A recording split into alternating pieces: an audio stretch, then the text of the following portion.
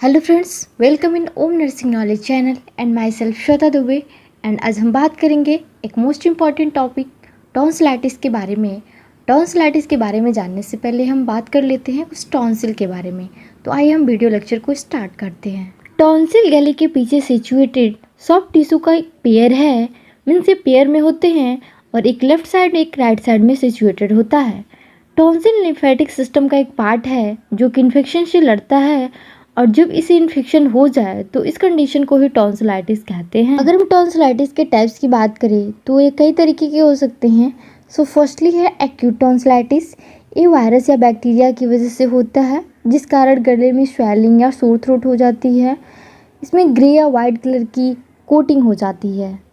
अगर किसी के टॉन्सिल में बार बार इन्फेक्शन होता है तो उस कंडीशन को क्रोनिक टॉन्सिलाइटिस कह सकते हैं। एंड पेरीटॉन्सिलर अब्सेस, इन्फेक्शन की वजह से जब टॉन्सिल के पास पस का फॉर्मेशन हो जाए तो उस कंडीशन को पेरीटॉन्सिलर अब्सेस कहते हैं। अगर हम इसके इटियोलॉजिकल फैक्टर की बात करें, मीन्स अगर हम इसके कारण की बात करें, तो बाहर इन्फेक्शन की अटैक से बॉडी की प्रोटेक्शन करने में टॉन्सिल सबसे पहले वर्क करता है, क्योंकि ये इन्फेक्शन के प्रति बहुत ही सेंसिटिव होती हैं। यह वायरस या बैक्टीरिया दोनों ही तरह से हो सकता है। अगर यह ग्रुप स्ट्रेप्टोकोकस से संबंधित एक बैक्टीरिया की वजह से होता है तो इसे स्ट्रेप थ्रोट कहते हैं। एंड मेनली इसमें कुछ वायरस हैं जो कि अफेक्ट कर सकते हैं, जैसे कि adeno virus, rhino virus, Haemophilus influenza, इसे फ्लू भी कहते हैं। कोरोना वायरस की वजह से भी हो सकता है। हर्पीस सिम्प्लेक्स वायरस या साइटोमेगालो वायरस की वजह से हो सकता है। कुछ बैक्टीरिया की वजह से भी हो सकता है।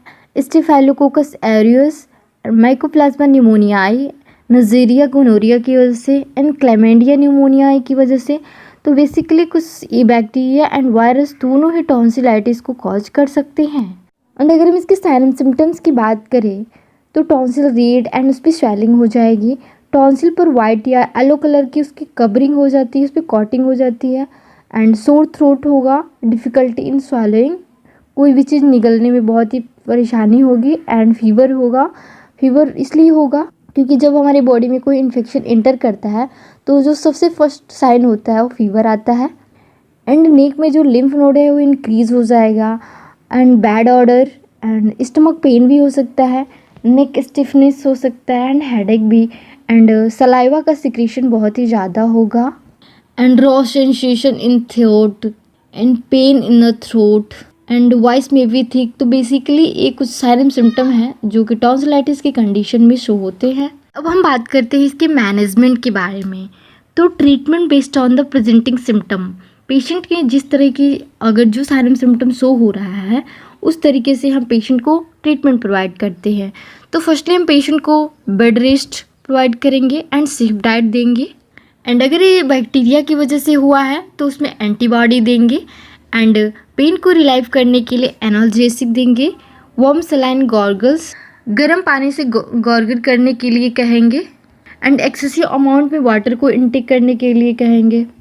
अगर फिर भी टॉन्सिलाइटिस अगर ठीक नहीं हो रहा है तो इन लास्ट स्टेजेस इसमें कुछ सर्जिकल मैनेजमेंट भी होते हैं, जैसे कि टॉन्सिलेक्टोमी।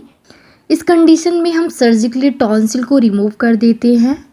एंड इससे कुछ कॉम्प्लिकेशन भी क्रिएट हो सकते हैं, जैसे laryngeal oedema and acute otitis media भी हो सकता है। And acute bacterial endocarditis and acute nephritis भी हो सकता है। तो मेनली ये कुछ कॉम्प्लिकेशन है जो कि in the case of the tonsillitis create हो सकते हैं।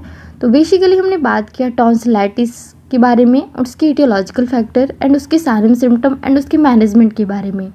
तो अगर ये वीडियो आपको अच्छा लगे तो please like, share and subscribe my channel for the latest updated knowledgeable video. Thank you for watching.